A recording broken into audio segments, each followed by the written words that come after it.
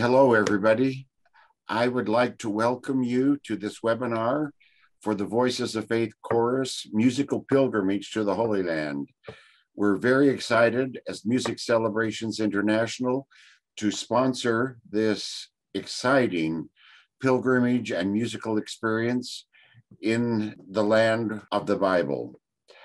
I'm very happy to welcome to this webinar guest speakers who will talk to us and answer questions and walk us through the itinerary so that we have a clear understanding. I am John Wiscombe, President of Music Celebrations International. We're in our 28th year of offering concert tours to multiple ensembles all over the world. We're very happy to be involved in this exciting initiative to Israel or to the Holy Land. Other members of the panel I would like to introduce. Hani Abudeh is with Net Tours in Israel. We have partnered with this company for many, many years in Israel. Hani is the president of Net Tours. He sits on the board of Bethlehem University. He's been involved in many, many ecumenical initiatives in Israel. He's well known, his family is well respected, and they offer the most outstanding services. They also have the best guides in Israel, we have found, and we have enjoyed this relationship with them for many, many years. We're most excited about the musical team who are partnering with us for this exciting concert tour. Dr. David T. is well known to many of you as a clinician, as a guest conductor. He has spent many years in Carnegie Hall guest conducting and inviting and working with many guest conductors who come to perform there. We're very excited that Dr. T decided to move to Arizona, so he's right in our backyard and we can visit with him frequently. He has his own local choir and a large church choir here, and we're very excited to be working with Dr. T. I believe Dan Forrest needs no introduction to most of you. He's probably the most famous living choral composer at large in the United States today. We have had the privilege of working with Dan on commissioned pieces for several festivals we've done in the past, and we are so excited to have him on this tour as the composer in residence, and he's also composing a piece that will have its world premiere on this tour. I would like to ask Dave and Dan, in that order, if you would just speak to us about your feelings about this tour and your vision of what's going to happen. Dave? Yeah, John, thank you. It's good to be with you today. I got to work with Dan back in 2016 twice. I conducted in Carnegie Hall a set of his folk songs, and then I also had a concert featuring his Requiem for the Living. Prior to that, a doctoral student that wrote his dissertation on Dan. And so I got to know his music that way. And anyway, Dan came in for these two concerts as a composer in residence. And I had the privilege of working with him and getting to know his music and hearing his philosophy, his intent behind his music. And that's always fascinated me, through the years, getting to know composers and why they compose the way they do and what are the thoughts behind their creations. So, but I thought we had just a wonderful opportunity to get to know each other, and the relationship blossomed, and it was just a tremendous privilege to see him, work and speak with the choir. And I was conducting, but he played piano, and but mostly he shared his thoughts as a composer in residence. And anyway, it changed my life. It changed the lives of those people, and the music came alive. I fell in love with his compositional styles, I should say.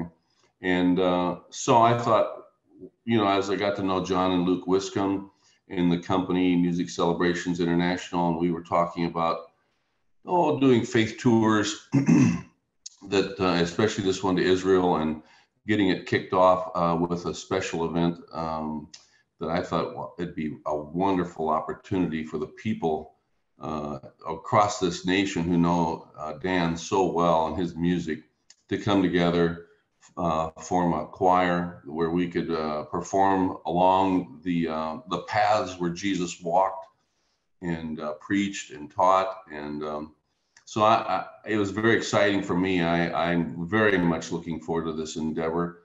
I really think everyone who will join us will really be changed, both musically, artistically. There'll be, obviously a faith opportunity for everyone to grow as they literally get to be in Israel.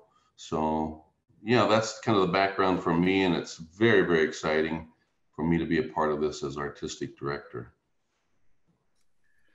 Thank you, Dave. Dan, could we hear from you briefly? Certainly. Thanks, John, and Dave as well. I've collaborated with MCI multiple times in the past, and they are without a doubt one of my favorite tour companies to work with. The details are always so well taken care of, and everything is professional and not shaky or trying to make it up as we go, but it's all just clear and settled. I've had nothing but great experiences, and I've always been treated very well, and I love collaborating. I've had such a good time with Dave T as well. Thanks for your kind words there, Dave. We've done a lot of gigs in a lot of places already, but we've never been overseas together. So this will be a first time for that. When John and Dave approached me about trying to put this tour together, it took me about half a second to say yes, partly because of the musical opportunities, but also because of where we were headed. I've wanted to see Israel my entire life and have never had a chance to go there. So this will be a first for me, along with probably a lot of tour participants as well, to just see a place that I've always wanted to visit and be a part of. And then the chance to make music in these places is just almost an added bonus in that sense. But it's the point of for which we're going here. And I'm so looking forward to the performances of the music that we've chosen. Dave and I put together a program really carefully, not just for musical balance, but also for interest and for connections to Israel. So we'll do pieces like the first movement of my Luke's, which is literally a piece about Christmas dawn, the first Christmas morning in Bethlehem. So to sing that in that town, I can't even imagine what that would be like. Pieces like the second movement of Jubilate Deo of Avdor Vador that mixes Hebrew and Arabic language in kind of a prayer for peace, a lasting kind of peace. So to get to sing that in various places in Israel, especially in Jerusalem, again, just kind of a dream come true. My Gloria in Excelsis is on the program. Again, the connections to Bethlehem are strong there. And I plan to stand on some kind of hillside outside Bethlehem and sing that, even if there's not a piano out there. My Shalom, which I wrote during the pandemic, is just a wish for peace for people all around the world. Of course, is in the Hebrew language. So I look forward to sharing that with native speakers, native audiences there in Israel. And then, yeah, there's a premiere as well for this program. And I still don't know what I'm going to write for that, but I've got my antenna up looking for just the right text and just the right music to round out the program and be a special thing that will be the first time that we all make that music together in Israel. That should be great. And lastly, as Dave said, I collaborate best from the piano. I'm really not much of a conductor. I'd much rather compose and then collaborate as a accompanist. So I always need a conductor along. So I'm glad for Dave to do that. And for the pieces that use piano, I'll be accompanying all these pieces and contributing to the music making as well. So I couldn't be more excited. It's going to be fantastic. Thank you very much, Dan. I've personally been present when you've spoken to singers in a large choral setting about your work, what inspired you, your feelings about the piece, and it changes everything. And it's so exciting for the singers. I'm going to walk us through this itinerary and just talk about a few of the highlights. And Hani, I'll ask for some comments as we go through the itinerary. Departure from the US, of course, is on Tuesday, October 5th. We'll fly overnight and arrive in Tel Aviv the next morning. Once arriving in Tel Aviv, you will meet the MCI tour managers who will help you onto the buses. And we're going to drive through some of the oldest parts of Israel on our way to our first overnight accommodation, stopping first in the city of Jaffa, the oldest port in the world, the home of Simon the Tanner, and then move on into Tel Aviv for our welcome dinner and overnight. That comprises the first day. The next day, we'll be moving north into Galilee or to Tiberias. We'll go through another famous port city of Haifa, and then on to Tiberias, named after the Roman emperor. This is right on the Sea of Galilee, and it's an extraordinary experience to be in Galilee, where Jesus spent his boyhood and much of his time preparing for his ministry. We will have a performance in Galilee, possibly in one of the famous kibbutzim called Nov Ginosar. The next day, we will spend visiting Capernaum, Tabgha, riding on the Sea of Galilee. Hani, how does a visit to the Sea of Galilee impact pilgrims to the Holy Land? So I think oftentimes the Sea of Galilee leaves people with a lot of emotional connection because it's there. It's the same way that Christ would have gone over it and have seen the surrounding landscape from it. Most of the miracles of Christ happened around the Sea of Galilee. And when you look at the view from up top before you get down, you can see most of the sites which witnessed his miracles. And it's a very powerful view from up the hill. We could have another performance here, possibly in Nazareth itself. The next day, we will move to Mount Tabor and Nazareth, really all the famous boyhood sites of Christ.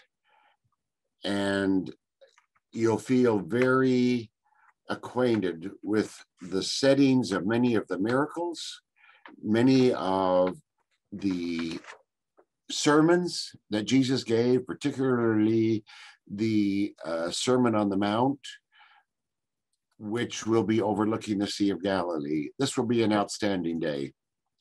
The next day, we will move south, going through the Jordan Valley or the Jezreel Valley to Jericho. Hani, could you maybe explain a little more about the importance of the location of Jericho in the Holy Land? And Jericho, of course, they say Jericho has three firsts. It's the oldest city. It's the lowest city on earth, and it's the biggest oasis in the whole Jordan Valley. So it's first in three things, and it's also he made one of his miracles, and you will see the sites of the Old Testament Jericho right below, and the walls, you won't see any walls, but you will see the city, the historical city, the way it was from the time of Christ, even prior to the time of Christ. Then we will leave Jericho and stop at Mount Scopus, where you have this magnificent view of Jerusalem. We will stay here also in Bethlehem. Hani, you live just outside of Bethlehem. Do you have any thoughts about the city from a local perspective? What can I say, Bethlehem? I'm living in Beit Jala, which overlooks Bethlehem, and that city, it's a city which calls for hope, love, peace, and joy. That is the experience a person has when we think of what happened with the idea of that it was the city of the nativity of Christ. And you will have a performance to see also a few things there, like Solomon's pools, which supplied water to Jerusalem more than 2,000 years. You will see that one. And you will see also of course the shepherd's field before you actually do stop at Bethlehem. We will have a performance in Bethlehem, possibly at the University Church in Bethlehem. There are a number of venues here. Imagine how meaningful it will be to perform here, also to visit the shepherd's fields, from where the shepherds were visited by the angels announcing the birth of Christ. Then back into Jerusalem for our overnight. On day 8, we'll visit some of the great sacred places in Jerusalem itself. We'll tour the city of David. We'll visit the Mount of Olives, the Church of Paternoster, the Garden of Gethsemane, the Kidron Valley. Again, every place you look and every place you walk will be associated with a biblical story, a significant event in Christ's life, or will be associated with a parable or a miracle, a wonderful day in Jerusalem. The next day, we are going to travel south through the Rift Valley to the Valley of Qumran, where the Dead Sea Scrolls were discovered. We will also visit the famous Jewish fortress of Masada, on the top of Masada, and we will also visit, again, the Dead Sea, and back to Jerusalem in time for a performance in Jerusalem, perhaps at St. George Cathedral. Day 10 in Jerusalem will again be visiting some of the great iconic sites of Jerusalem. We'll visit the Western Wall, the Temple Mount. We'll walk through the Via Dolorosa. We will spend some time in the Armenian Quarter and Zion's Gate, the upper room where the Last Supper happened. We will also visit on this day the Garden Tomb. Hani, can you talk about an impromptu performance that might be possible on this day? We do the highlight of the day is to cover the sites of his final days of his death and resurrection. And that is, and ending up at the Garden Tomb. You can't, the one thing I sent, I think, an email to John, I said, one of the best places which has the acoustics is St. Anne Church. It's a Crusader church. And everybody tries to sing when they are there to listen to the purity of the sound. So I think you all can decide to do an impromptu 1 or 2 songs or 3 songs while you are there. I think it'll be nice. You know, I mean, because these acoustics are fantastic. I mean, I think it's the best acoustics from all the churches. And that evening we will have a farewell dinner. Hopefully, on this last evening, there will be many stories and experiences you'll want to share with each other as you reminisce about the incredible experiences you've had, the concerts, the sightseeing, the spiritual moments you've had while you've been in the Holy Land. After the farewell dinner, we will transfer to the airport, and the flight coming back to the United States will be a night flight, arriving back here the next day. That's the itinerary in a very quick capsule. Hopefully, this will just whet your appetite. Study the itinerary. Study your New Testament.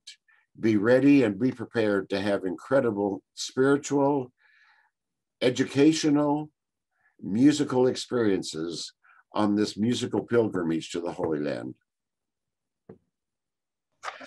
We would like to just address a couple of questions that we have been asked and maybe comment quickly on them. I will ask my colleagues to also jump in here, but we'll try to get through these quickly. And then after you finish viewing this webinar, dear friends, if you have other questions, please don't hesitate to bring them to us. You see the first question here Is there time built in for rehearsal before the first performance? Yes, we will be rehearsing in Israel and before the first performance, but we're also hoping to have a performance here in the States, whether it's Arizona or even in another location prior to departure. So we should all be very comfortable with the music and be ready to go.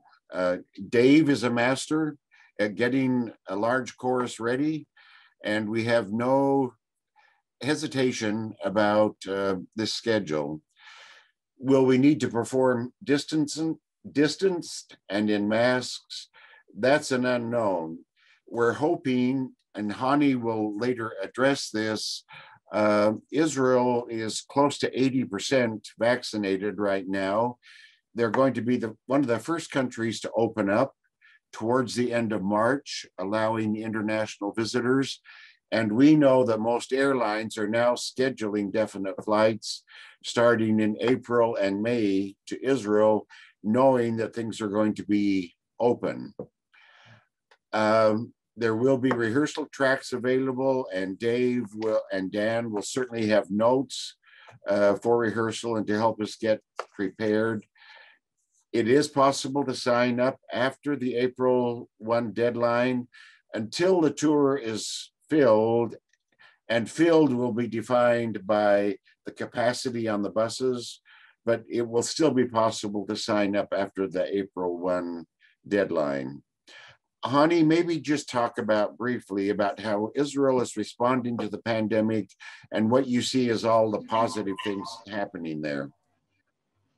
There is no doubt that Israel is number one in its vaccination program. I got my 2 vaccinations right off the bat. There was no issues. My daughter was, because they say the older people get it first, but my daughter was also got vaccinated ahead of me. So Israel, I think, will be, like you said, by the end of March, we have to achieve 75% what they call herd immunity. I think that's done. For us here, it's done. It's a done deal. I don't see any issues. We'll be safe here. Hani, maybe can you address about the bus drivers and tour guides being vaccinated? They have to be. They know that's, first of all, they have to by regulation, by country regulation, and by us as net tours. Thank you, Hani. When you look at these other questions, Israel's definitely going to be open in October because we anticipate opening even the end of March. Will mask wearing and social distancing need to be in place? It's likely that some form of precautions and protocols will be in place, but it's too early to tell. And we believe we just need to be patient and wait to see what the protocols will be, but we will certainly share those with you. We don't know if the airlines or Israel are going to mandate vaccine. John, can I say one word about this mask wearing? Right now I had the two vaccines and my daughter, but they advise us to keep wearing the mask when in public. That's the advice that they give us when we are walking in public, even though you had your vaccinations, to always to be on the safe side by wearing a mask. And that's what they advise us here. So I would just relay this one to you all. And Israel knows what they're doing, frankly speaking. Thank you, Hani. Let's move on to the next set of questions. What's the food like in Israel? And can accommodations be made? Can we make specific requests or restrictions?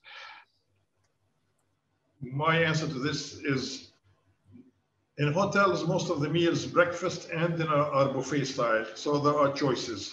And there are choices that can meet certain dietary requirements.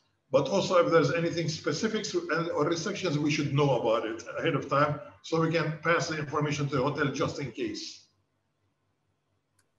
And by the way, this special dietary request is increasing. We're getting it. Every other group is getting some kind of a dietary requirement. So I think the hotels are used to it now. Thank you, Hani. if the tour needs to be canceled or postponed, how much of my money will I get back, or will it be transferred to another date? There are a lot of options here, and I can tell you that MCI has dealt very fairly and very well with many tours to Europe this past year that have had to be canceled or postponed. Our clients have lost less money than anybody else we know. We've been very flexible. We've worked very hard to be fair and transparent.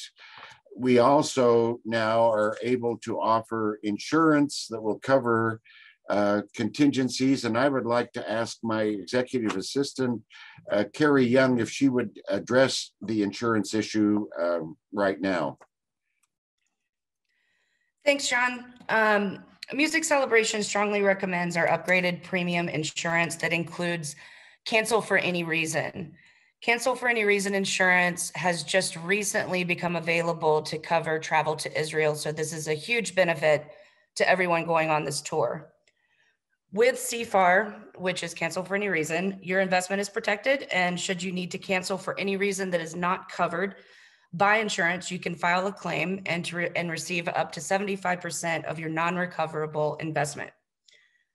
This upgraded insurance also includes a higher amount for trip delay. If you were to contract COVID while on tour and need to be quarantined and have to stay in a hotel for up to 14 days, our newly negotiated trip delay benefit is up to $2,800. So that would allow for $200 a day. And this could also apply to a travel companion if you need someone to stay back with you. It is important to note that if you are a resident of the state of New York, cancel for any reason is not available at this time. And if that changes, we will let you know. It's also important for you to know that there is no travel protection for COVID out of fear of COVID. Unless you actually contract COVID while on tour, there's no protection for it. So the cancel for any reason insurance is the only way to protect your investment. You can cancel up to 2 days prior to departure, and you can file a claim for up to 75% of the total investment that you've made in the tour. I wonder if you could talk to us just from a practical standpoint, a couple of what if scenarios. If the whole group decides not to travel for whatever reasons, and there's a group cancellation, how does insurance apply and how does that work? Same for an individual. If an individual or a couple decide to drop out at any time, just explain how insurance works in these cases, okay? Okay, no problem. So let's say that the entire group needs to cancel, and for ease of numbers, we'll just say that it's a $4,000 trip investment. And worst case scenario, MCI has a $1,500 non-recoverable amount. So that means that you're going to get a refund from MCI in the amount of $2,500, and then you're going to file a claim with the insurance company for the remaining, or for the $1,500 that was non-recoverable. Out of that $1,500, you would get up to 75% of that amount back, which would be $1,125. So out of the whole investment, the total loss is around $375 plus the cost of the insurance premium. So it's a much better way to protect yourself if you are concerned about COVID restrictions leading up to the group's departure. If an individual or a couple decides not to travel, but the group is still going to travel, those individuals will follow our cancellation penalty structure, which is on the portal. And whatever the non-refundable amounts add up to is what you would then file a claim for with the insurance company. And you would get up to 75% back. Hey, thanks, Carrie. I think that's great information. Dave or Dan, would you now, after listening to this presentation, are there any parting thoughts you would like to leave with us before we bring this to a conclusion? Dave? Yes, I just want to challenge people to, I know there's a lot of people that are interested in touring you know, those of us in the music world are hungry for performance, and we're ready to get back into the swing of things. And I think, you know, with the vaccination situation here, especially in Israel, but here in America too, moving along now, I'm just hoping and praying that people will join us.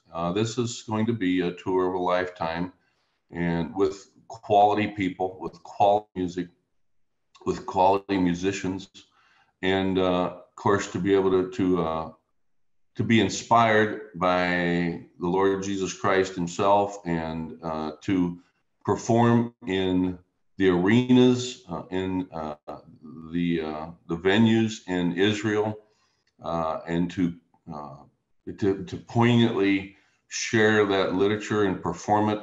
You know, it will really change hearts, and our hearts. I cannot wait for it. I'm very excited. You know, we love music, we love the art form, we love the Lord, and we're just excited about bringing it together. And I love people. You know, it's just one of the greatest things on the planet is to bring people together, especially in a musical form, and you know, bring the word to life and thought and emotions, and just gonna be a wonderful time. I'm excited just listening to Hani and everyone else involved here. So I just really hope that people will join us, that we get as many people as possible. So come, you're very welcome to come along. You can contact any of us, of course, anyone CI, but I'm available too if there's any questions. So thank you so much, John and team, and Hani, Dan, and let's do it. I'm excited. Thank you, Dave. Dan, do you have any just parting thoughts here?